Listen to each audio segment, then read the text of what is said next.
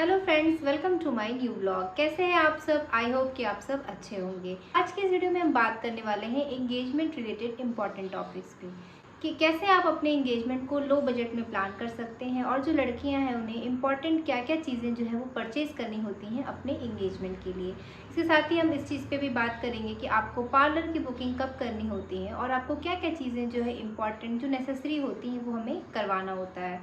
तो चलिए बिना देर किए वीडियो को स्टार्ट करते हैं।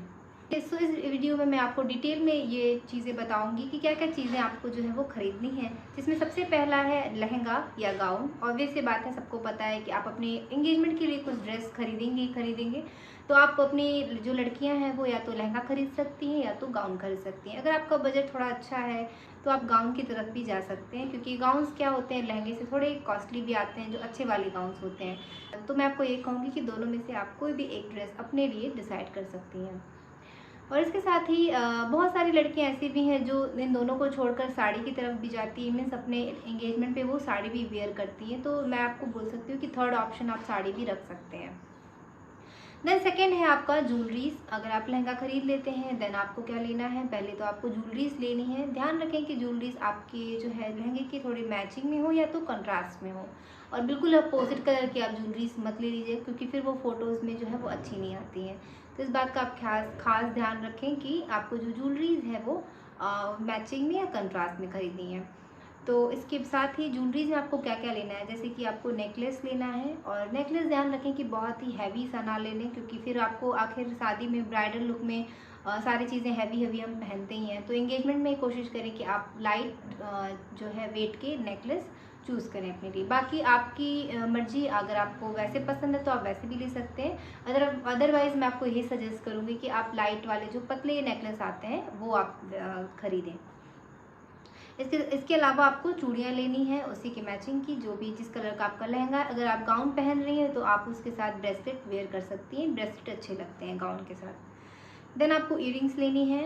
इयरिंग्स भी आप काफ़ी भड़कीले और ऐसे चमकीले टाइप के इयरिंग्स ना खरीदें, ऐसे इयरिंग्स खरीदें जो फ़ोटोज़ में अच्छे आएँ। क्योंकि क्या होता है ना, जब हम बहुत सारे ऐसे कलर के इयरिंग्स ले लेते हैं, जैसे कि बहुत गोल्डन है, वर्क है जिसमें, तो वो क्या होता है रिफ्लेक्ट करता है आपके कैमरे पे, और वो जो क्वालिटी है वो एक तो अच्छी नहीं आती और बहुत ही चमकीला टाइप का दिखाई देता है, जैसे चमक टाइप में। तो आप कोशिश करें कि वैसे इयरिंग्स आप खरीदें जो थोड़े अच्छे लुक में हो और अच्छे कलर की हो। फिर आपको रिंग्स लेनी है। रिंग्स में मैं आपकी जो एंगेजमेंट रिंग है मैं उसकी बात नहीं कर रही हूँ। इसके अलावा आपको जो है 2 रिंग्स आप अपने मतलब हाथ में पहनने के लिए ले लें, जो थोड़ी बड़ी साइज़ की होती है। मैंने भी अपनी एंगेजमेंट में लिया था, अच्छी भी लगती है। तो आप ये दोनों जो रिंग्स हैं वो आप ज़रूर से परचेज़ करें। इसके साथ आपको लेना है टियारा, जिसे टियारा ही कहते हैं, मे बी कुछ और भी कहते हैं, जो बालों में ऐसे लगाते हैं, फ्लावर टाइप का होता है, जिसे यहाँ तो टियारा ही बोलते हैं एक्चुअली। अगर आप चाहें तो आप टियारा भी ज़रूर खरीदें, क्योंकि गाउन पे तो बहुत ही अच्छा लगता है। अगर आप गाउन वेयर कर रही हैं तो अगर आप हेयर स्टाइल जो भी बनवाती हैं अपने बालों पे, उस पर आप टियारा ज़रूर लगवाएं। लहंगे पे भी लगवाते हैं बहुत सारी लड़कियां, और वो भी उसका जो लुक है वो भी काफ़ी अच्छा आता है, तो आप इसे भी ज़रूर खरीदें। इसके साथ आपको लेना है सैंडल। सैंडल में भी ध्यान रखें, बहुत ही ऐसे एक्सपेंसिव में ना जाएं और बहुत ही ब्राइडल लुक में ना लेने सैंडल। ऐसे सैंडल्स लें जिसका यूज़ आप बाद में भी कर सकते हो, क्योंकि क्या होता है ना कि हम बहुत ही एक्साइटेड होते हैं और इस टाइम में हम ऐसी चीज़ें ले लेते हैं जो फिर बाद में हमारे यूज़ का नहीं होता, हम फिर उसका कभी इस्तेमाल नहीं कर पाते हैं। तो इस बात का भी आप ध्यान रखें कि ऐसे ही सैंडल्स खरीदें जो कि क्या कहते हैं, जो कि जिसका यूज़ आप बाद में भी किसी भी कपड़े पे कर सकते हो। हाँ, ध्यान रखें कि ब्लैक वगैरह ना लें। इसके अलावा भी बहुत सारे कलर्स हैं जो आप जिसमें से आप कोई भी कलर जो है वो चूज़ कर सकती हैं। और अगर आपको हील्स में प्रॉब्लम है, जिन लड़कियों को, जैसे कि मुझे, मतलब मैं उतना कैरी नहीं करती हूँ हील्स, क्योंकि मुझे मतलब कंफर्टेबल नहीं होता है मुझे हील्स जो होते हैं। तो जिन लड़कियों को कंफर्टेबल है तो वो तो आराम से ले सकती हैं, लेकिन जो लड़कियाँ कंफर्टेबल नहीं हैं हील्स में या ज़्यादा ऊंची हील्स नहीं पहन सकती हैं, मैं उनको ये सलाह दूंगी कि अगर आपकी हाइट एवरेज है, ठीक ठाक है, तो आप ज़्यादा हाई हील्स की तरफ ना जाएं। नॉर्मल में आप ले सकती हैं, हील्स में भी आप बेली हील्स वगैरह ले सकते हैं। और एक जो हील्स आते हैं जिनके जो ज़्यादा पॉइंटेड हील्स नहीं होते हैं वो आप ले सकती हैं। तो आप इस चीज़ पे भी खास ध्यान रखें, क्योंकि क्या होता है दिन भर हमें एक्चुअली 6-7 घंटे हमें वियर करके रखना होता है हील्स को, और बहुत ही अनकंफर्टेबल सा महसूस होता है। एक तो लहंगा इतना भारी या गाउन, ऊपर से अगर आपने हील डाल ली ऊंची उस तरह की, तो फिर वो आपको बहुत मतलब परेशान करता है अंदर अंदर। तो मैं आपको यही सजेस्ट करूँगी कि आप नॉर्मल हील लें। तो ये तो बात हुई कि आपको अपनी एंगेजमेंट के लिए क्या क्या चीज़ें खरीदनी है। अब आ जाते हैं हम पार्लर के ऊपर, क्योंकि पार्लर क्या है, लड़कियों के लिए एक बहुत बड़ा मुद्दा बन चुका है कि कब हम पार्लर को बुक करें, क्या क्या चीज़ें हमें पार्लर में करवानी है। जिनका बजट बहुत अच्छा है वो तो सारी चीज़ें, जैसे कि पैकेज होता है हर पार्लर का अपना, जिस भी तरह का पार्लर है वो, तो एंगेजमेंट का पैकेज अलग होता है, ब्राइडल पैकेज अलग होता है। तो अगर आप पैकेज के साथ जाते हो, अगर आपका बजट अच्छा है तो फिर अच्छी बात है, फाइन। तो लेकिन जिन लड़कियों का बजट कम है या वो ज़्यादा पैसा वेस्ट नहीं करना चाहती हैं मेकअप पे, या ज़्यादा खर्चा नहीं करना चाहती, उनको मैं यही सलाह दूंगी कि जो मैंने पर्सनली मैंने फेस किया है, जो भी प्रॉब्लम्स अपने पार्लर में, मैं आपको वो शेयर करती हूँ कि आपको किस तरीके से इन सारी चीज़ों को जो है वो हैंडल करना है। जैसे मान लीजिए आपके एंगेजमेंट में 2 महीने बाकी हैं, तो 2 महीने पहले ही आप पहले तो जाएँ अपने आसपास के पार्लर्स में, यहाँ जहाँ पे भी आप मेकअप करवाना चाहती हैं, पहले वहाँ विज़िट करें, उनके स्टाफ से मिलें, कैसा है वहाँ का सारा चीज़ें, वो किस तरह के प्रोडक्ट यूज़ करते हैं, ब्रांडेड यूज़ करते हैं, क्योंकि भाई हमारी स्किन की बात होती है।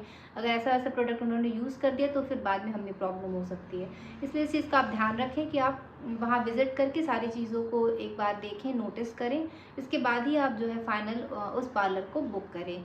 बुक करते हुए आपको बहुत सारी चीज़ें वो लोग बोलेंगे, जैसे कि मैम आप ये मैनीक्योर करवा लीजिए, पेडिक्योर करा लीजिए, बॉडी पॉलिशिंग करा लीजिए, स्पा करवा लीजिए, बहुत सारी चीज़ें जो उनके साथ उनके पास होती है, वो सारी ऑफर्स आपको देते हैं। लेकिन आपको इस समय ध्यान रखना है कि फ्लो में आके या बहुत एक्साइटेड होकर हमें उनके सारे पैकेज को नहीं लेना और ना ही सारी चीज़ों को हमें बुक करना है। आपको सबसे पहले ये नोटिस करना है कि वहाँ के जो पार्लर के मेकअप होते हैं, आपको फ़ोटोज़ वगैरह भी दिखाएँगे। आप माँगिए अगर वो नहीं दिखाते हैं, क्योंकि आपका ये अधिकार है, आप बिल्कुल देखें किस तरीके का वहाँ का मेकअप है, लाइट है, नेचुरल है या नहीं है।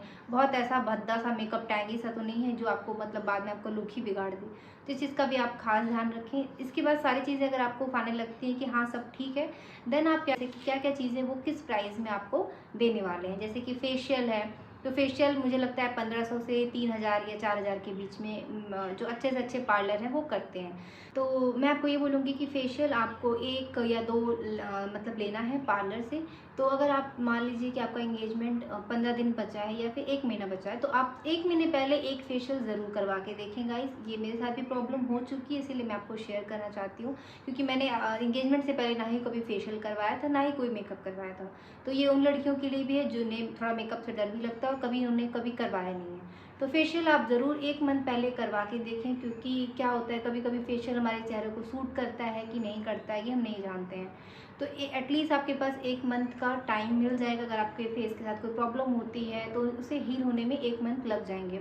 तो अब मैं आपको यही सजेस्ट करूँगी कि 1 मंथ पहले आप ज़रूर फेशियल करा के एक बार चेक कर लें। अगर वो आपको सूट करता है, आपको लगता है कि मेरे चेहरे पे सूट करे, तब आप दूसरा जो फेशियल है वो 15 दिन के बाद करवा सकती हैं या 1 मंथ के बाद फिर वापस करा सकती हैं। इसके साथ ही वो आपको मैनीक्योर, पेडिक्योर और बॉडी पॉलिशिंग जैसी चीज़ों को अभी मतलब बताते हैं कि ये भी हमारे यहाँ होता है, ये भी करवाइए, बहुत अच्छा हो जाएगी स्किन, ये हो जाएगा, तमाम चीज़ें वो बोलते हैं। लेकिन सीरियसली गाइस मैं आपको यही बोलूँगी, जो भी गर्ल्स हैं, कि बॉडी पॉलिशिंग में आप बिल्कुल ना जाएँ। मैंने भी अपने एंगेजमेंट के टाइम में सारी चीज़ों को ना जानते हुए बुक कर लिया था, और क्योंकि उन्होंने ये मुझे बोला कि आपको मैनीक्योर नहीं कराना पड़ेगा अगर आप बॉडी पॉलिशिंग ले लेते हो तो बॉडी पॉलिशिंग भी मैंने फिर मैनीक्योर को पेडिक्योर को अवॉइड करके डायरेक्टली बॉडी पॉलिशिंग पे किया, बट कोई असर नहीं होता है। मुझे जहाँ तक लगता है कि आप मैनीक्योर और पेडिक्योर ही कराइए। और मुझे लगता है कि एंगेजमेंट में हमें पेडिक्योर कराने की वैसे भी ज़रूरत नहीं होती है, क्योंकि पैर हमारे वैसे भी कवर ही रहते हैं। शादी वगैरह में तो हमारे पैरों में मेहंदी लगती है तो हमें ज़रूरत पड़ती है पेडिक्योर की, लेकिन एंगेजमेंट में हमें अपने मतलब हाथ जो भी है चीज़ें वो हाथों पे ही होती हैं, चाहे वो मेहंदी लगवाते हैं जो भी चीज़ है। तो इसीलिए मैं आपको बोलूँगी अगर आप कम खर्चा करना चाहते हैं तो आप पेडिक्योर की तरफ ही जाएँ, बाकी की सारी चीज़ों में ना फँसें।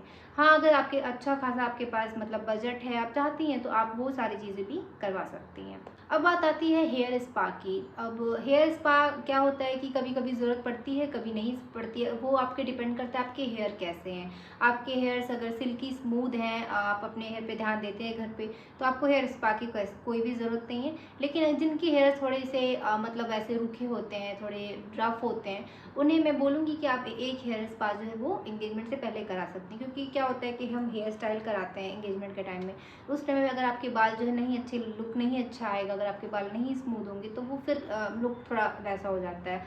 तो ये भी आपके बजट पे है कि आप हेयर स्पा, अगर आपके बाल अच्छे हैं, बढ़िया हैं, तो ठीक ठाक भी हैं, तो भी आपको हेयर स्पा की ज़रूरत नहीं है। बहुत ज़्यादा मतलब ख़राब हैं, बिल्कुल रूखे हैं, डैमेज्ड हैं, तो हैं रफ़ हैं, डैमेज हैं, तो फिर आप हेयर स्पा की तरफ जा सकते हैं।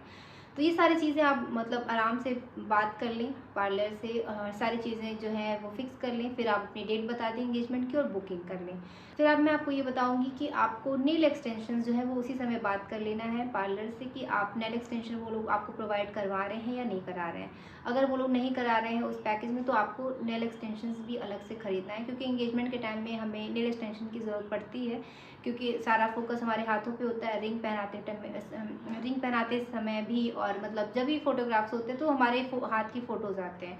तो जिनकी नेल्स लंबे हैं वो तो अच्छी बात है, बट जिसकी नेल्स छोटे हैं जैसे मेरे, तो उन लोगों के लिए आपको मतलब नेल एक्सटेंशन आप ज़रूर परचेज़ कर लें।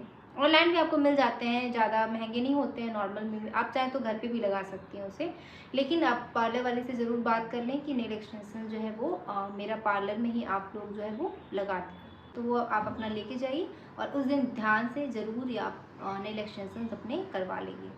नेल एक्सटेंशन के अलावा बात करेंगे हेयर एक्सटेंशंस की। कभी कभी क्या होता है कि बहुत सारे पार्लर वाले हेयर एक्सटेंशन प्रोवाइड करते हैं उतने ही पैकेज में, लेकिन कभी कभी वो नहीं करते हैं। जैसे कि मेरे टाइम में जो मैंने किया था उस टाइम पे उन्होंने हेयर एक्सटेंशन मुझे प्रोवाइड नहीं किया था, तो मैंने अपने लिए अलग से हेयर एक्सटेंशन परचेज़ किया था। तो मैं आपको ये बोलूँगी कि आप ये भी चीज़ें उस समय क्लियर कर लें कि वो आपको हेयर एक्सटेंशन देने वाले हैं या नहीं देने वाले हैं। अगर देने वाले हैं तो उसकी लेंथ कितनी होने वाली है, क्योंकि कभी कभी हमें लंबे हेयर्स पसंद होते हैं, किसी को शॉर्ट पसंद होते हैं, किसी को कर्ली पसंद होता है, किसी को स्ट्रेट पसंद होता है। तो ज़रूरी नहीं है कि जैसा हम बोलेंगे वैसा ही वो प्रोवाइड करा दें। अगर कराते हैं तो बहुत अच्छी बात है, लेकिन इस चीज़ को भी आप क्लियर ज़रूर करें।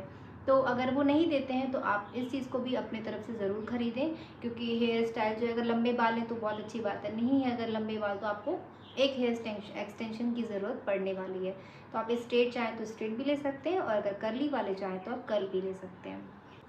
लास्टली हम बात करेंगे लिपस्टिक की शेड की। आप उनसे ज़रूर पूछें कि जो भी आपका वो लिपस्टिक शेड लगाने वाले हैं वो क्या लगाने वाले हैं, लहंगे से मैच का ही होगा, जैसे मरून हो सकता है या जो भी कलर वो लिपस्टिक की यूज़ करेंगे उस शेड की लिपस्टिक आप अपने पास भी ज़रूर रखें, क्योंकि एंगेजमेंट के टाइम में खाते हैं, बात ही करते हैं, कुछ भी है, लिपस्टिक हमारी कभी ख़राब हो गई तो आपके पास वो लिपस्टिक होनी चाहिए ताकि हम उस चीज़ को यूज़ कर सकें उस टाइम पर।